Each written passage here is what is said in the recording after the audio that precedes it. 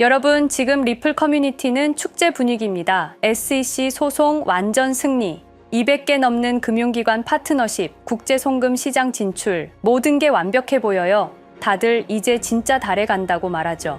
하지만 여러분, 혹시 기억하시나요? 2017년을 말이에요. 그때도 지금과 똑같았습니다. 리플이 시가총액 3위까지 올라갔고 전 세계 은행들이 줄 서서 파트너십을 맺었어요. 언론에서는 리플이 스위프트를 대체할 것이라고 난리였죠. 그런데 그 다음에 뭐가 일어났나요? 7년간의 지옥이 시작됐습니다. 갑작스러운 언론 공격, SEC 소송, 거래소 상장 폐지.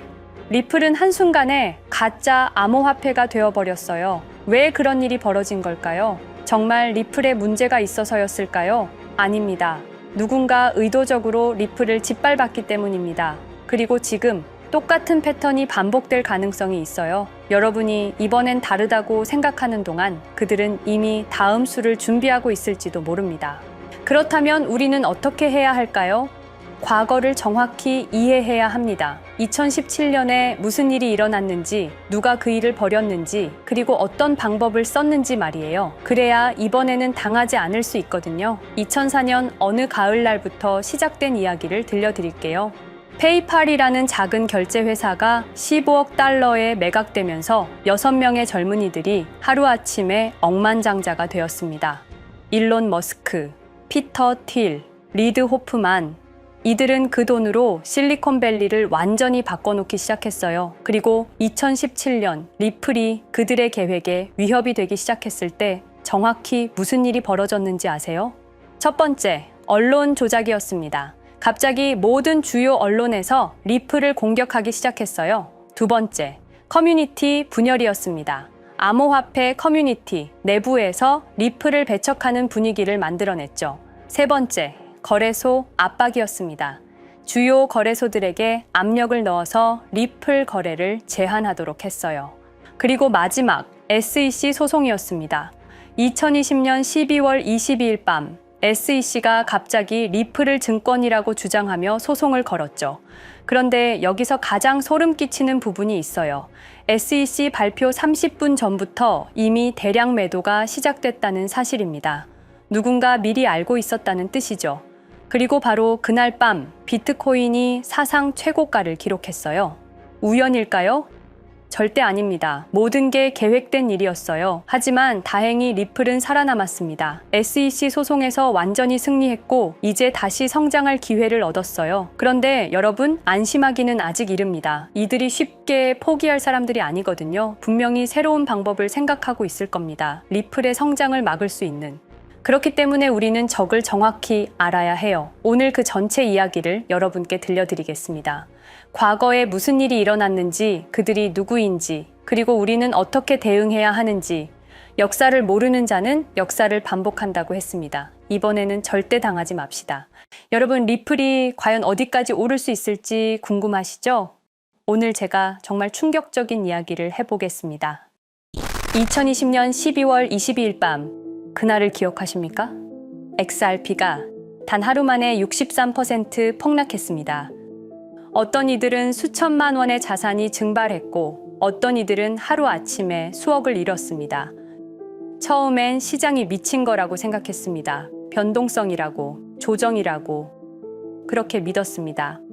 하지만 이 사건을 5년간 추적한 결과 이건 어떤 이들의 치밀한 계획이었습니다. 리플 가격은 4년간 철저하게 짓눌려 있었습니다. 그리고 더 충격적인 건 2025년 8월 그 암살자가 다시 나타났다는 겁니다. 이번엔 더 큰 칼을 들고 더 강한 권력을 쥐고 더 야심찬 계획을 가지고 지금부터 제가 5년간 추적한 절대 공개되면 안 될 이야기를 시작하겠습니다. 먼저 타임라인부터 보시죠. 천천히 따라오십시오. 2020년 12월 22일 오후 9시 30분 SEC 의장 제이 클레이튼이 XRP 기소를 전격 발표합니다. 그의 임기 종료까지 남은 시간 단 12시간 12월 23일 오전 9시 클레이튼 SEC 의장직에서 사임합니다. 여기까지는 그럴 수 있다고 칩시다. 임기 끝나고 퇴임하는 거 이상할 건 없죠. 그런데 12월 24일 크리스마스 이브 아침입니다. 퇴임한 지 단 하루 만에 클레이튼이 새 직장으로 옮겨갑니다. 월리버 에셋 매니지먼트 자문으로. 잠깐만요. 이 회사가 뭘 하는 곳인지 아십니까? 비트코인과 이더리움에 8천억 원을 투자한 회사, 그러니까 리플과 직접적인 경쟁을 하는 회사에 베팅을 한 겁니다. 다시 한번 정리하겠습니다. XRP를 기소하고 다음날 사임하고 그 다음날 리플의 경쟁사에 투자하는 회사로 갔습니다. 이게 정상입니까? 윤리적으로 문제는 없습니까? 법적으로 괜찮은 겁니까? 하지만 진짜 소름 끼치는 건 이제부터입니다. 블록체인은 모든 걸 기록합니다. 그리고 그 기록을 추적해 보니 기소 발표 18시간 전인 12월 22일 새벽 3시 누군가 움직이기 시작했습니다. 대량의 XRP가 조심스럽게 하지만 확실하게 매도되기 시작합니다. 뉴스가 나오기 전, 세상이 알기 전, 폭락이 시작되기 전 누군가는 이미 알고 있었습니다. 이 시점에서 저는 의문을 품었습니다. 대체 왜 하필 리플이었을까? 이 사건을 이해하려면 XRP가 단순한 암호화폐가 아니라는 걸 알아야 합니다. 지금 여러분이 해외로 송금한다고 가정해보죠. 한국에서 미국으로 1,000만 원을 보낸다면 스위프트라는 시스템을 거칩니다. 전 세계 200개국 11,000개 금융기관이 연결된 거대한 네트워크. 벨기에 브뤼셀에 본부가 있지만 실질적으로는 미국이 완전히 통제하고 있습니다. 얼마나 무서운 권력이냐면요. 2012년 이란 핵 제재 때 이란 은행들을 스위프트에서 퇴출시켰습니다. 그 결과 이란의 경제는 즉시 붕괴되었습니다. 2022년 러시아의 우크라이나 침공 후 러시아 주요 은행들을 스위프트에서 퇴출시켰습니다. 이후 러시아의 루블화는 30% 이상 급락했습니다. 스위프트에서 쫓겨나면 그 나라는 국제거래에서 완전히 고립됩니다. 이게 핵무기보다 강력한 이유입니다. 실제로 폭탄을 떨어뜨릴 필요가 없으니까요. 버튼 하나로 한 나라 경제를 무너뜨릴 수 있으니까요. 스위프트는 돈의 흐름을 틀어준 지배의 손길입니다. 그런데 2017년 XRP가 등장했습니다. 비교해 보시죠. 송금 시간부터 압도적인 차이가 납니다. 스위프트는 국경 간 송금에 3에서 5일이라는 시간이 걸립니다. 반면에 XRP는 단 몇 초면 송금이 완료되죠. 수수료 또한 엄청난 차이가 납니다. 스위프트는 3에서 5%까지 수십만 원의 수수료가 발생하지만 XRP는 단 몇 원, 거의 공짜나 마찬가지로 송금을 처리합니다. 스위프트는 여러 국가의 중개은행이 필요하지만 XRP는 그런 것조차 불필요하죠. 그리고 2017년부터 2019년까지 일본 SBI 그룹이 뱅크 오브 아메리카가 산탄데르 은행이 하나둘씩 리플과의 파트너십을 검토하기 시작했습니다. 총 200개 이상의 금융기관, 연간 200조 원 규모의 국제 송금 시장에서 XRP가 스위프트를 완전히 대체할 수 있다는 게 증명되는 순간, 바로 그때 누군가에게는 절체절명의 위기가 된 겁니다. XRP는 단순한 암호화폐가 아니었습니다. XRP는 미국이 전 세계를 통제하는 금융 무기에 대한 직접적인 도전이었습니다. 그래서 저는 추적하기 시작했습니다. 누가 XRP를 제거하려 했나? 처음엔 당연히 정부를 의심했습니다. SEC니까요. 미국 정부 기관이니까요. 그 다음엔 월스트리트를 의심했습니다. 은행들이 위협을 느꼈을 거라고 생각했죠. 그런데 조사를 하면 할수록 이상했습니다. 모든 흔적이 전혀 예상치 못한 곳을 가리키고 있었습니다. 실리콘밸리, 뉴욕이 아니라 샌프란시스코, 월스트리트가 아니라 테크 기업들, 혁신과 자유의 상징이라던 바로 그곳 말입니다. 2002년 10월 3일로 돌아가 보겠습니다. 페이팔이 이베이에 15억 달러에 매각됩니다. 그날 50명의 직원이 퇴사합니다. 보통 회사라면 뿔뿔이 흩어지겠죠. 각자 길을 가고 연락도 끊기고, 그런데 이들은 달랐습니다. 그들은 네트워크를 만들었습니다. 서로의 회사에 투자하고 서로를 임원으로 영입하고 서로의 성공을 발판 삼아 더 크게 성장하고 20년이 지난 지금 그들이 창업하거나 투자한 기업들의 시가총액을 합치면 우리나라의 GDP보다 큽니다. 2007년 포춘지가 이들에게 특별한 이름을 붙였습니다. 페이팔 마피아. 당시엔 실리콘밸리 성공 신화로 보도됐죠. 아름다운 동료의 혁신가들의 연대, 그런 이야기들. 하지만 2025년 지금 우리는 다르게 보게 됩니다. 핵심 인물들을 하나씩 보시죠. 피터 틸, 1998년 페이팔 공동 창업, 2002년 억만장자 등극, 2003년 그는 새로운 게임을 시작합니다. 팔란티어, 9.11 테러 직후였습니다. 미국은 공포에 떨고 있었죠. 피터 틸이 말했습니다. 우리의 사기 탐지 기술을 국가안보에 사용할 수 있습니다. 그리고 CIA의 벤처 펀드 인큐텔로부터 투자를 받습니다. 20년 후 지금 FBI의 핵심 시스템도, CIA의 데이터 분석 시스템도, 국방부의 작전 시스템도, 국토안보부의 전산망까지도 미국 정부의 모든 데이터는 피터 틸의 회사를 거칩니다.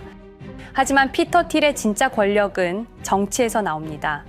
2022년 JD 벤스라는 젊은 오하이오 출신 정치 신인이 상원의원 선거에 출마합니다. 우리에게는 러스트벨트의 가난한 백인 집안 출신으로 알려져 있고 힐빌리의 노래의 저자로 유명세를 타기 시작했습니다. 피터 틸이 움직입니다. 1,500만 달러, 우리 돈으로 약 200억 원을 이 젊은이에게 쏟아붓습니다. 벤스 당선. 2024년 7월 플로리다 마러라고 피터 틸이 트럼프를 찾아갑니다. 대화의 내용은 단 하나. 제가 추천하고 싶은 부통령 후보가 있습니다. 2025년 1월 20일 JD 벤스 미국 48대 부통령 취임. 페이팔 마피아가 백악관에 발을 들여놓은 역사적 순간입니다. 그리고 벤스뿐만이 아니었습니다. 일론 머스크, 여러분이 잘 아시는 그 일론 머스크 말입니다. 테슬라, 스페이스X의 CEO, 2024년 대선에 4,300억 원을 기부합니다. 트럼프 최대 후원자, 그리고 트럼프 2기 행정부에서 정부 효율부 DOJ 수장으로 임명됩니다. 연방정부 전체의 예산을 삭감할 권한, 그의 시장 조작 능력은 이미 증명됐죠. 2021년 5월 트윗 한 줄로 비트코인을 폭락시킨 후 뒤로는 더 싸게 매집했습니다. 데이비드 sak스, 백악관 AI 암호화폐 차르, 모든 AI 정책과 암호화폐 정책의 최종 결정권자, 페이팔의 전 COO. 미국의 암호화폐 정책 최종 결정권을 페이팔 마피아가 쥔 겁니다. 그리고 한 명 더, 여러분이 잘 모르는 이름이지만 아주 중요한 인물입니다. 제드 맥켈럽, XRP 공동 창업자, 2013년 리플을 나옵니다. 그리고 스텔라루멘이라는 경쟁 코인을 출시합니다. 그가 가진 XRP는 90억 개, 2022년까지 전부 매도합니다. 무려 4조 2천억 원이라는 천문학적인 수익을 기록했습니다. 그런데 기묘한 일이 벌어집니다. 2025년 6월 페이팔의 스테이블 코인 페이팔 USD가 스텔라루멘 체인으로 확장을 발표합니다. 리플의 배신자가 만든 플랫폼으로. 우연일까요? 그리고 저는 결정적 증거를 찾았습니다. 2025년 초 내부 고발자가 나타납니다. 월리버 에셋 매니지먼트. 기억하시죠? 제이 클레이튼이 XRP 기소 다음 날 합류한 바로 그 회사. 그 회사의 내부 문서가 유출됩니다. 공개된 투자 내역은 이랬습니다. 비트코인에 우리 돈 5천억 원, 이더리움에는 3천억 원이 투자금 명목으로 지출되었습니다. 이 돈들이 향한 곳은 모두 리플의 경쟁사들이었습니다. 그리고 충격적인 숨겨진 투자 내역. 스텔라루멘에는 700억 원을, 팔란티어의 주식에 1조 6천억 원. 금액이 비공개된 투자금은 페이팔의 페이팔 USD로 향했습니다. 잠깐, 스텔라루멘, 제드 맥켈럽의 코인, 팔란티어, 피터 틸의 회사, 페이팔 USD, 페이팔의 스테이블 코인.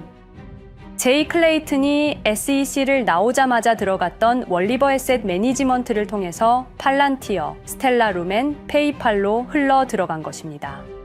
모든 것이 연결됩니다. 모든 것이 한 곳을 가리킵니다. 이건 우연이 아닙니다. 리플과 SEC의 소송전은 거대한 연극이었던 것입니다. 모든 게 페이팔 마피아들의 계획이었던 겁니다. 이제 전체 그림이 보입니다. 페이팔 마피아의 리플 제거 작전, 이제 전부 재구성할 수 있습니다. 제드 맥켈럽이 XRP 공동 창업자로 참여하여 핵심 기술을 습득. 2013년 의도적으로 갈등을 벌인 후 퇴사. 그것도 90억 개의 XRP를 보유한 채로 말이죠. 시한폭탄을 설치한 겁니다. 피터 틸의 팔란티어, 2003년 CIA의 인큐텔 펀드 투자로 창업. 2020년까지 FBI, CIA, 국방부의 핵심 시스템을 장악하게 됩니다. 미국 정부 전체를 들여다볼 수 있게 된 겁니다. 2018년 6월, 우리 모두가 아는 바로 그 SEC 기업금융국장 윌리엄 힌먼의 발언. 이더리움은 증권이 아니다. 의도적으로 리플의 가격만 억누르려던 치밀한 계획이었습니다. 제이 클레이튼, 임기 12시간을 남기고 리플을 기소. 사임 이후에는 곧바로 리플의 경쟁사에 투자를 하는 회사의 자문으로 합류. 그야말로 치명타를 먹인 셈이죠. 2023년 8월, 페이팔은 페이팔 USD라는 스테이블 코인을 출시합니다. 그리고 2025년 6월에는 스텔라룸앤 메인넷으로의 확장을 발표했습니다. 제드 맥켈럽은 XRP를 매도한 자금으로 스텔라룸앤을 개발하게 됐죠. XRP를 대체할 완벽한 준비를 한 겁니다. 트럼프 2기 행정부 출범으로 페이팔 마피아들의 계획이 완성 단계에 접어듭니다. JD 벤스는 부통령으로, 일론 머스크는 정부 효율부 수장으로, 데이비드 sak스는 AI 암호화폐 총책임자로, 피터 틸은 트럼프 인수위의 공동의장 자리에 오릅니다. 페이스북의 모회사인 메타의 로비 비용을 보면 확실히 알 수 있습니다. 2024년 로비 비용으로 역대 최고 금액인 약 2,400억 달러를 지출했습니다. 로비스트 수도 2016년에는 31명에 불과했지만 2024년에는 의원 8명당 1명 꼴인 65명으로 늘어났죠. 정치 권력을 장악하기 위한 그들의 야욕이 그대로 드러나는 부분입니다. 데이비드 sak스, 백악관 입성 후 단 2주 만에 리플이 수년간 워싱턴에 배치한 로비스트들을 전원 축출했습니다. 겉보기에는 이해관계 충돌이라는 명분을 내세웠지만 실제로는 경쟁 세력을 제거하려는 목적이었습니다.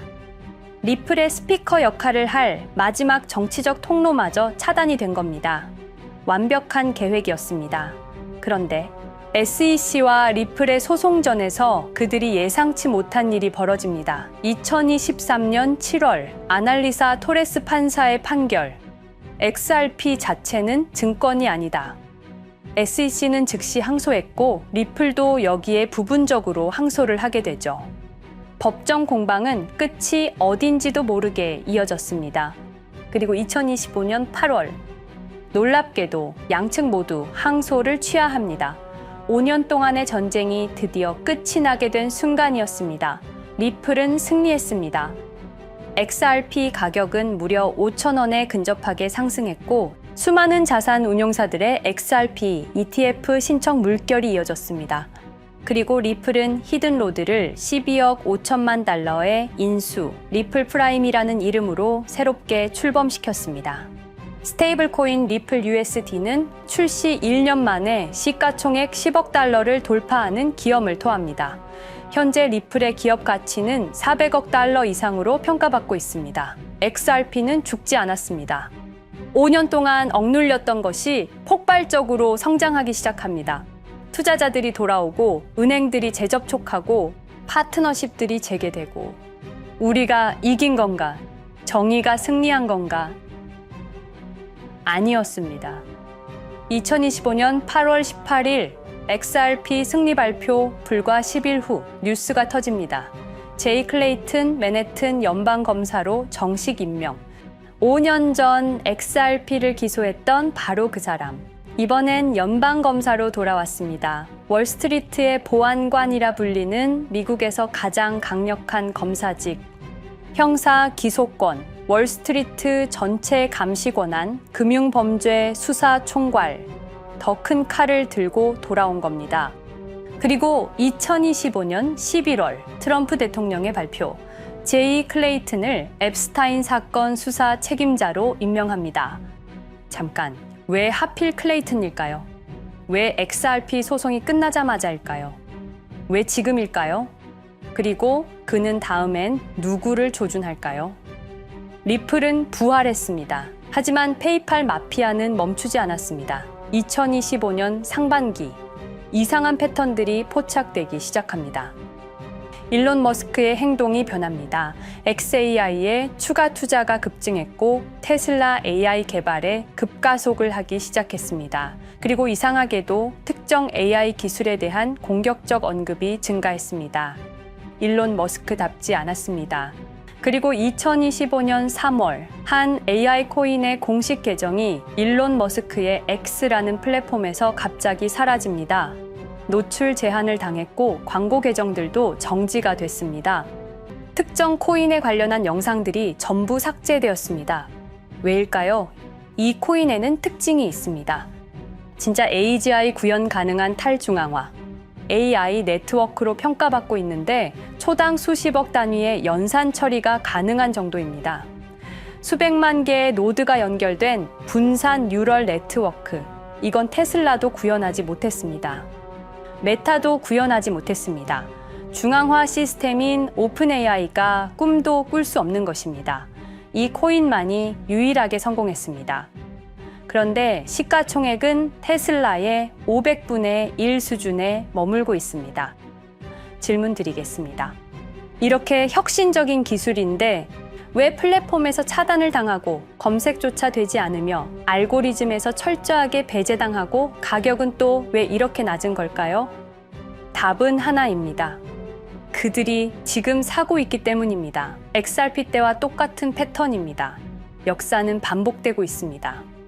그리고 지금도 머스크와 페이팔 마피아의 자금이 이 코인으로 조용히 흘러 들어가고 있습니다. 가격이 낮은 건 무가치해서가 아닙니다. 리플이 그랬던 것처럼 그들이 움직이고 있기 때문입니다. 저는 이 AI 코인의 정체를 여기 유튜브에서 공개하려 했습니다. 하지만 치명적인 문제가 있습니다. 유튜브, 2005년 페이팔에서 나온 3명의 남자가 만들었습니다. 체드 헐리, 스티브 첸, 자베드 카림.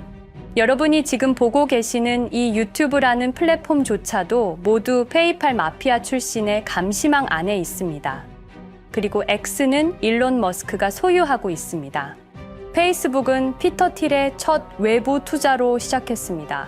그들은 플랫폼을 소유하고 있습니다.